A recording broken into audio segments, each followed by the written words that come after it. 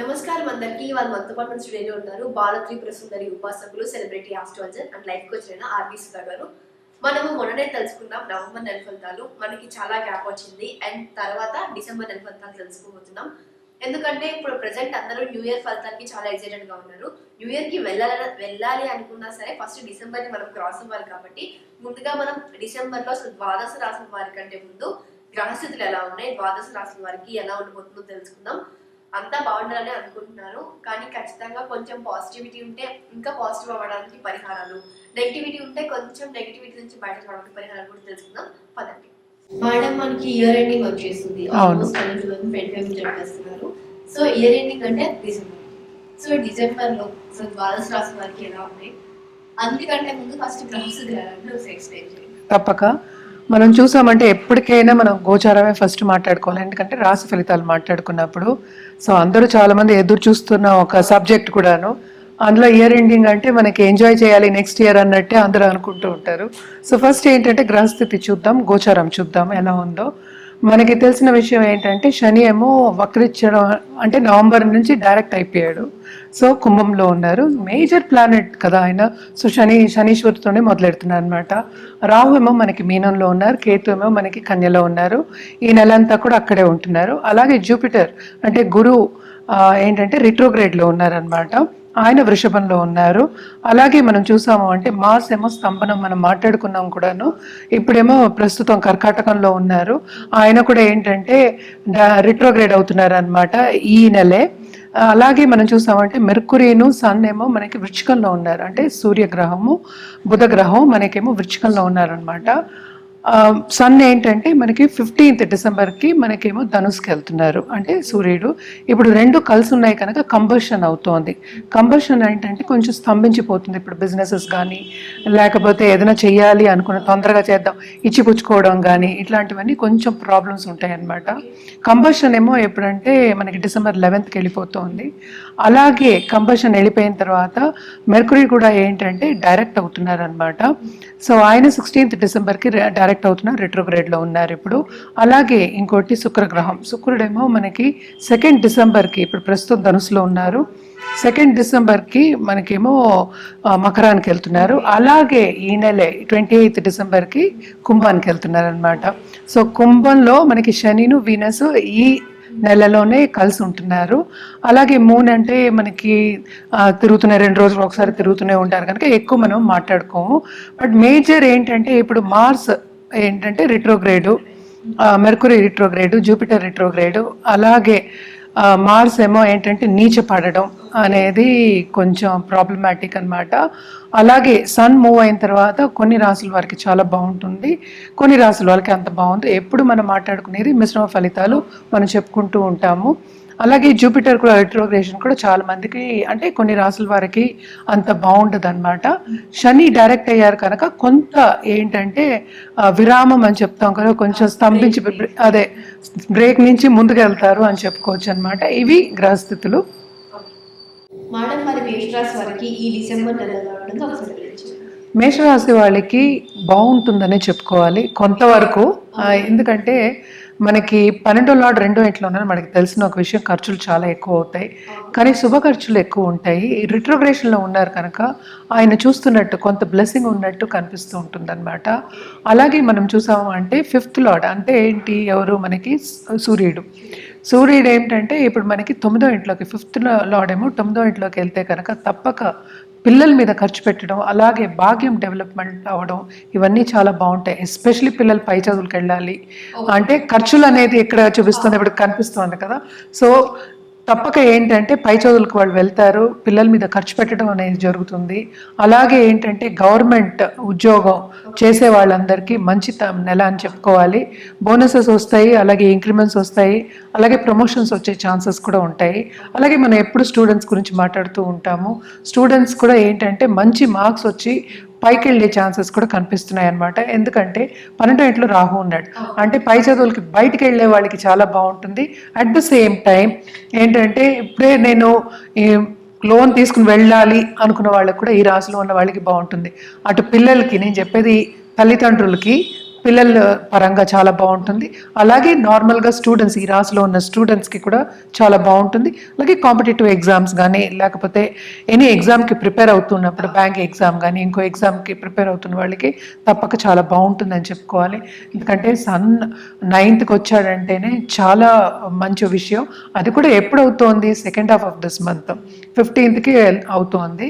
కానీ ఏంటంటే ఈ రాశికి అధిపతి మనం ఎప్పుడు మాట్లాడుకోవాలి, అంత స్ట్రాంగ్గా లేడు, నీచిపడి ఉన్నారు.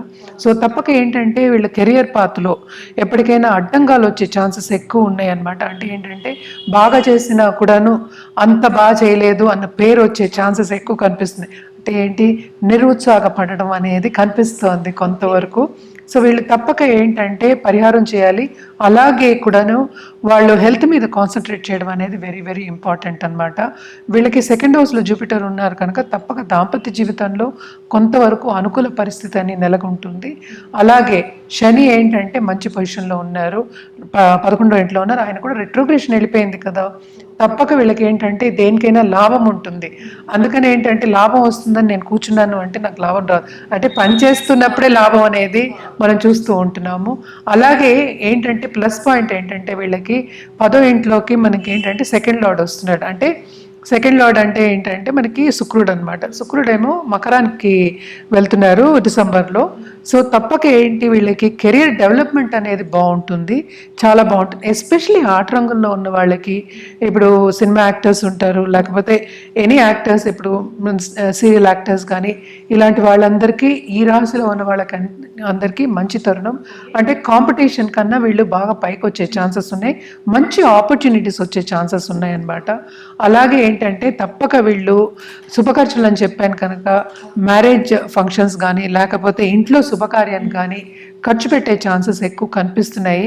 అండ్ ఆల్సో ఏంటంటే వీళ్ళు తప్పక లోన్ అనేది ఎక్కువ తీసుకోకూడదు, తిరిగి వచ్చే ఛాన్సెస్ కొంచెం తక్కువ ఉంటాయి. ఎందుకంటే మార్స్ ఏమో నీచిపడి ఉన్నారు 4వ ఇంట్లో అనమాట. సో కంఫర్ట్ లెవెల్ అనేది కొంచెం తక్కువ ఉంది, శ్రమ అనేది చాలా ఎక్కువ ఉంది. శ్రమ ఎంత శ్రమ పడితే అంత లాభం అనేది ఉంటుంది. ఎందుకంటే శనికి ప్రీతి, ఎవరైనా సర్వీస్ చేసే వాళ్ళు అంటేనే చాలా ఇష్టపడతారు ఆయన. సో తప్పక ఏంటంటే వీళ్ళు బాగా శ్రమపడే ఒక యోగం. స్టూడెంట్స్కి అయితే అందుకని చాలా మంచి తరుణం, ఎందుకంటే శ్రమ పడితే వాళ్ళకి ఏమీ రాదు. ఈ కాలంలో సబ్జెక్ట్స్, మనకు కావాల్సిన సబ్జెక్ట్ కానీ మనకు కావాల్సిన యూనివర్సిటీ కానీ తెచ్చుకోవాలి అంటే తప్పక 1కి 2 వంతులు, అంటే పైకి ఎక్కడం కాకుండా లిఫ్ట్లో వెళ్ళవలసి వచ్చిన ఒక ఛాన్స్ కదా. అంటే తొందరగా వెళ్ళాలి అనుకున్న వాళ్ళు బాగా కష్టపడాలి. అలాగే ఏంటంటే ఇప్పుడు ఐఏఎస్, ఐపీఎస్ అలాంటి ఎగ్జామ్స్ రాసేవాళ్ళు తప్పక అది కూడా బాగుంటుంది అనమాట. అలాంటి వాళ్ళకి మంచి పీరియడ్ కింద మనం డిసెంబర్ తీసుకోవాలి. హెల్త్ విషయం మాత్రం కాపాడుకుంటూ రావాలన్నమాట. తప్పక వీళ్ళు పరిహారం చేయాలి. ఏం పరిహారం చేయాలి అంటే సన్ మూవ్ అవుతున్నాడు కనుక, ఇప్పుడు 8వ ఇంట్లో ఉన్నాడు, సో మూవ్ అవుతున్నాడు, తప్పక సూర్యుడికి అర్ఘ్యం ఇవ్వడం. అర్ఘ్యం ఇవ్వడం అంటే ఏంటంటే మనం సండే నీళ్లు వేస్తూ ఉంటారు, అర్ఘ్యం ఇవ్వడం. అలాగే ఆదిత్య హృదయం చదువుకోవడం సండే తప్పక చేయాలి. అలాగే ఏంటంటే మనకి ఈ రాశికి అధిపతి అయిన కుజుడేమో నీచపడ్డాడు కనుక తప్పక ఆయనకి కూడా పరిహారం చేయవలసిందే.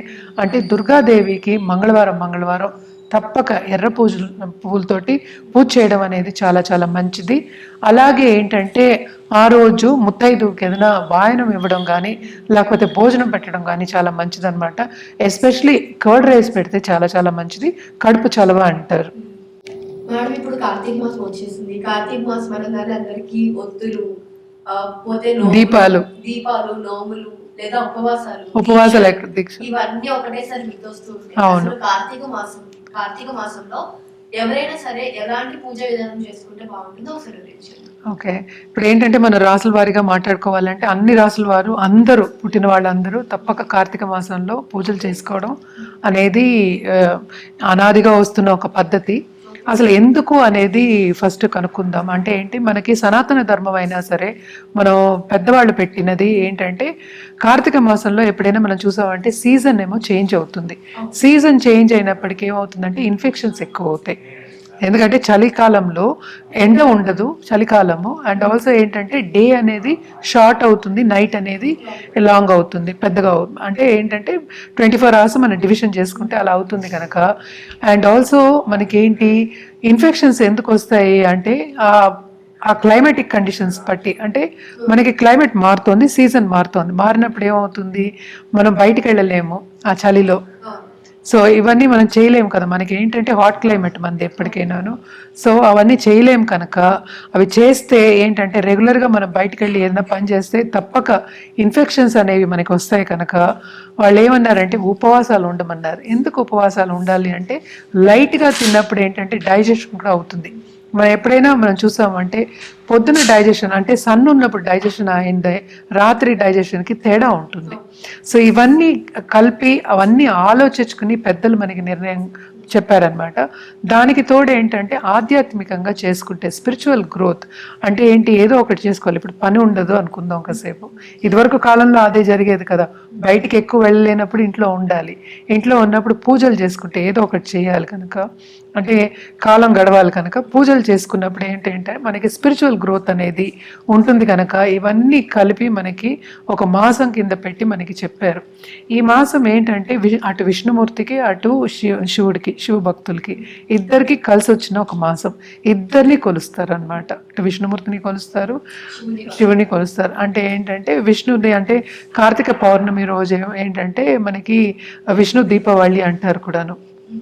సో ఆ రోజు ఎవరైనా సంవత్సరం అంతా దీపం పెట్టుకోలేదు అన్నవాళ్ళు కార్తీక మాసంలో కార్తీక పౌర్ణమి రోజు దీపం పెట్టుకుంటే వాళ్ళకి పుణ్యం వస్తుంది. ఈ సంవత్సరం అంతా పెట్టుకోకపోయినా ఆ ఒకరోజు పెట్టుకుంటే ఆ సంవత్సరం అంతా కట్టబెట్టుకున్న పుణ్యం ఆ రోజు పెట్టుకున్నందుకు వస్తుందని చెప్తూ ఉంటారు కనుక తప్పక కార్తీక మాసంలో దీపం పెట్టుకోవడం అనేది మంచిది. అలాగే ఏంటంటే చాలామంది వ్రతాలు కూడా దీపవ్రతం కూడా చేస్తూ ఉంటారు. దీపాలు ఇచ్చిపుచ్చుకోవడం అని, ఒత్తులు కూడా ఇచ్చిపుచ్చుకోవడం అనేది ఉంటుంది. అది బేసిక్గా ఏంటంటే మనకి ఎప్పటికైనా పద్ధతి ఏంటి, పొద్దున్నే లేచి స్నానాలు చేసి మనం ఆధ్యాత్మికంగా ఒక రోజుని గడపాలి అని చెప్తూ ఉంటాం. ఇదేంటంటే దీక్ష మనకి ఉన్నప్పుడు ఇవన్నీ మనకి నాగుల చవితి కూడా ఇప్పుడే వస్తుంది. అలాగే ఏంటంటే ఒక్కొక్క రోజు ఒక్కొక్కటి వస్తుంది. సో ఈ మాసం అంతా ఏంటంటే నేచర్కి దగ్గర అవ్వాలి, మనం నేచర్తో పాటు మనం సన్నిహితంగా ఉండాలి అని చెప్పడానికి మనం కార్తీక మాసాన్ని ప్రతి కింద తీసుకోవచ్చు. అలాగే ఏంటంటే మాసం అంతా మనం ఎప్పటికైనా ఆధ్యాత్మికంగా మనం ఆలోచించుకుంటూ శివ దీక్ష తీసుకుని చేసుకోవడం అనేది మంచిది. మనం చూసామంటే అయ్యప్ప స్వామి దీక్ష కూడా తీసుకుంటూ, శక్తి దీక్షలు కూడా తీసుకునే వాళ్ళు ఉంటారు, శివ దీక్షలు అన్నీ తీసుకుంటూ ఉంటారు. మనం ఎప్పటికైనా రోజు ఏంటంటే ఇండివిజువల్గా మనం ఒక్కళ్ళం కూర్చొని చేసే ఇదేంటి పెద్ద పండగగా చేసుకునేది కాదు. సో ఇండివిజువల్గా స్పిరిచువల్గా మనం గ్రో అవ్వాలి అని అంటే రీక్రియేషన్ మనం రీక్రియేట్ చేయడానికి ఒక సందర్భం కింద తీసుకోవాలి. అంటే ఏంటి, ఈ సంవత్సరం అంతా పోయిన సంవత్సరం అంతా అనుకుందాం ఇప్పటి వరకు, లేకపోతే ఎన్ని మాసాలు గడిచాయో అన్ని మాసాలు, ఎప్పుడు మనకి సక్సెసే రాదు, ఎప్పుడు మనకి ఓటమే రాదు. సో ఇవన్నీ కూడా ఏంటంటే మనం కూర్చుని ఒక ధ్యాస పెట్టి చిందించడం అంటాం, అంటే థింకింగ్. అవి థింక్ చేస్తున్నప్పుడు మనం ఎలా వెళ్ళాము, ఎలా ముందుకెళ్ళాలి, ఎలా ఉంది అని నేర్చుకోవడానికి ఒక టైం గ్యాప్ కింద కూడా చెప్పుకుంటూ ఉంటాం అన్నమాట. ఎప్పటికైనా ఏంటంటే ఆధ్యాత్మికంగా మనం ఏ పని చేసినా ఒక గోల్ ఓరియంటెడ్గా సంకల్పంతో చేసినప్పుడు తప్పక మన లైఫ్లో గోల్ అనేది సాధించగలుగుతాం కనుక ఈ మాసం అంతా ఏంటంటే స్పిరిచువల్ గ్రోత్కి, ఇండివిజువల్ గ్రోత్కి మనం చెప్పుకుంటూ ఉంటాం. కార్తీక మాసం వచ్చేది నెక్స్ట్ మార్గశిర మాసమే, అది కూడా ఏంటంటే చలికాలం. సో చలికాలం కూడా అంత పూజలు, ఇంకా ఇక్కడి నుంచి ఏంటంటే అన్ని పూజలు అన్నీ జరుగుతూ ఉంటాయి. అలాగే ఏంటంటే పెళ్ళిళ్ళు కూడా జరుగుతూ ఉంటాయి, చాలా పెళ్ళిళ్ళు జరుగుతాయి ఈ టైంలో. సో ఇవన్నీ ఏంటంటే కొంచెం గ్యాప్ ఇచ్చి, నువ్వు కొంచెం గ్యాప్ ఇచ్చి మళ్ళీ పనికి వెళ్ళు అని చెప్పడానికి ఒకటి. అలాగే పూజలు చేసుకోమని ఇండివిజువల్గా ఏంటంటే ఇప్పుడు ఏంటంటే కలయిక, అందరూ కలిసి పూజలు చేయడం కానీ, కార్తీక పౌర్ణమి రోజు చేసుకోవడం కానీ, వ్రతాలు చేసుకోవడం కానీ అందరూ కలిసి చేసుకుంటారు.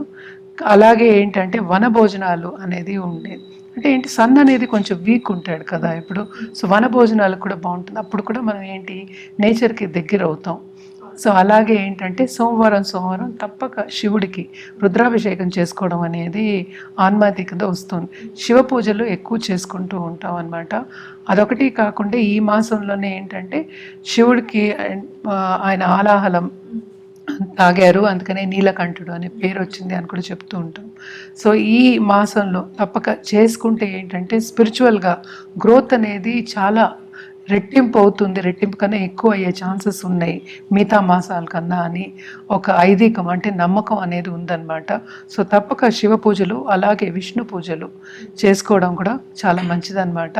ఇవన్నీ చేసుకుంటూ అందరూ స్పిరిచువల్గా గ్రో అవ్వాలి, వాళ్ళు అనుకున్నది సాధించాలి అని ఇవన్నీ చేసుకుంటూ ఉంటాం. అలాగే పెద్దలు కూడా చెప్తారు, వాళ్ళు ఇవన్నీ చేసినప్పుడు ఏంటంటే అలా బ్రాహ్మణ్ బ్లెస్సింగ్స్ అంటే జూపిటర్ మనకి గురు బ్లెస్సింగ్స్ ఉంటాయి, అలాగే మన ఇంట్లో పెద్దవాళ్ళ బ్లెస్సింగ్స్ ఉంటాయి. అలాగే ఈ మాసంలో నేను అన్నట్టు పెళ్ళిళ్ళు కూడా చాలా జరుగుతూ ఉంటాయి, అందరిలో కలయిక అనేది ఉంటుంది. అలాగే ఏంటంటే మనకి స్పిరిచువల్ టాక్స్కి వెళ్ళడం కానీ లేకపోతే ధార్మిక కార్యక్రమాల్లో పాల్గొనడం కానీ అవన్నీ జరుగుతాయి. ఇంకోటి ఏంటంటే పుణ్యనది స్నానం చేయాలి అని చెప్తూ ఉంటాం అన్నమాట. ఈ టైంలో తప్పక పుణ్యనది స్నానం చేసినప్పుడు కూడా ఏంటంటే మన ఆరా అనేది క్లెన్స్ అవుతుంది. క్లెన్స్ అయ్యి మనకేంటంటే కొత్త ఎనర్జీ అనేది కొత్త ఉత్సాహం అంటాం అనమాట, దాన్ని ఎనర్జీ అనేది వస్తుంది. కనుక తప్పక ఈ మాసం అంతా సద్వినియోగం చేసుకోవడం అనేది మంచిది. అందరూ అంటే ఏంటి, ఆడవాళ్ళు చేయొచ్చు, అటు మగవాళ్ళు చేయొచ్చు, పిల్లలు కూడా చేసుకోవచ్చు. చిన్న పూజలైనా వాళ్ళు చేసుకుంటారు. ఆధ్యాత్మికంగా ఎప్పటికైనా స్పిరిచువల్ గ్రోత్, రిలీజియస్ గ్రోత్ ఇవన్నీ ఉంటాయి. కనుక కార్తీక మాసం మనం ఎప్పుడు విశేషంగా మనం చేసుకుంటూ ఉంటాం అన్నమాట. వ్రతాలు చేసేవాళ్ళు సత్యనారాయణ వ్రతం కూడా చేసుకుంటూ ఉంటారు కార్తీక మాసంలో. సో అటు విష్ణుమూర్తికి, ఎందుకంటే ఇదివరకు దెబ్బలాడుకుంటూ ఉండేవాళ్ళు, అంటే ఏంటి విష్ణుమూర్తి ఎక్కువ శివుడు ఎక్కువ అని. ఏ రూపమైనా ఎప్పటికైనా మనం మాట్లాడుకుని నిరాకారమే, ఏ రూపమైనా ఒకటే, అందరూ దేవుళ్ళే కదా. సో ఇద్దరికి కలయిక అనేది కార్తీక మాసం కనుక తప్పక అటు విష్ణు భక్తులు అటు శివ భక్తులు అందరూ కూడా ఏంటంటే చేసుకుంటూ ఉంటారనమాట. అందరూ కలిసిమెలిసి చేసుకోవడం అనేది ఆన్వాయితీగా వస్తుంది. సో తప్పక ఏంటంటే ఇవన్నీ చేసుకుంటే మనకు కూడా గ్రోత్, స్పిరిచువల్ గ్రోత్ అనేది ఎక్కువ ఉంటుంది.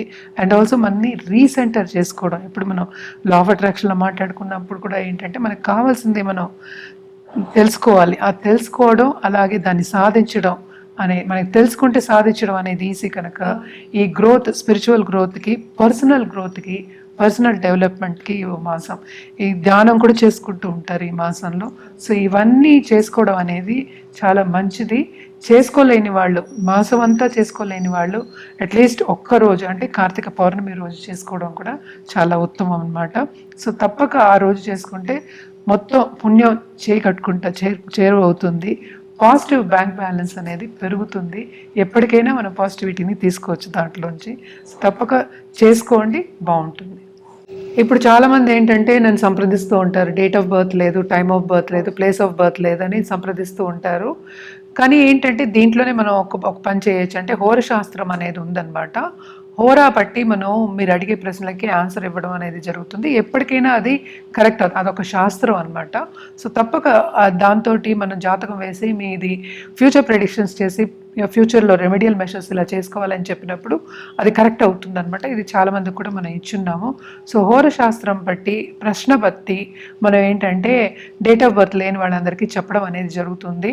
అదొకటి కాకుండా చాలామంది ఏంటంటే జాతిరత్నాలు వాళ్ళు ఏదో ఒకటి ఈరోజు పుట్టాం కనుక పేరు బట్టి మీరు ఇవ్వండి అంటారు. సో పేరు బట్టి జాతకం ఎప్పుడు అవ్వదు, జాతకం బట్టి పేరు పెడతాం కానీ పేరు బట్టి జాతకం వేయడం అనేది it's not right according to me. అంటే ఏంటంటే ఎంతమందికో సేమ్ పేరు ఉంటుంది, సేమ్ అక్షరంతో స్టార్ట్ అవుతుంది, అందరికీ ఒకటే ఉండదు కదా. సో పేరు బట్టి ఈ నక్షత్రం అని చెప్పలేము కదా. సో డేట్ ఆఫ్ బర్త్ ఉన్న వాళ్ళకి తప్పక జాతకం వేసి కరెక్ట్గా చూసి, తుల్యంగా చూసి, అంటే ఏంటి బాగా చూసి అనుకుందాం, కాసేపు చూసి చెప్పడం అనేది జరుగుతుంది. అంటే జాతకం చెప్పడం అనేది జరుగుతుంది, వాళ్ళకి కావాల్సిన రెమెడియల్ మెషర్స్ చెప్పడం అనేది జరుగుతుంది.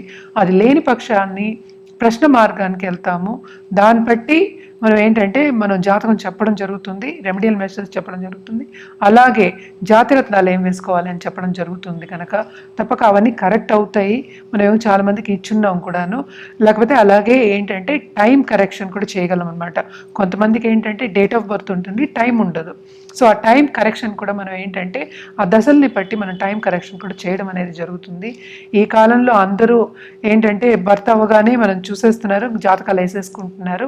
కానీ కొంతమందికి అంటే ఊళ్ళల్లో ఉండే వాళ్ళందరూ సంప్రదిస్తూ ఉంటారనమాట, ఫోన్ చేసి నేను ఈ స్టోన్ వేసుకున్నాను, నాకేమో మంచి జరగలేదు అంటారు.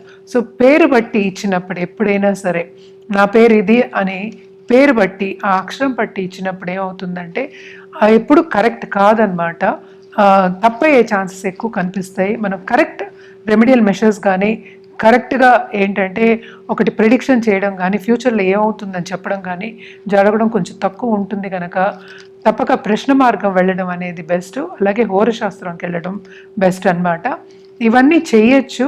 ఎవరికైనా కావాలంటే తప్పక కింద స్క్రోల్ అయ్యే నంబర్కి అలాగే ఈమెయిల్ ఐడికి సంప్రదించండి.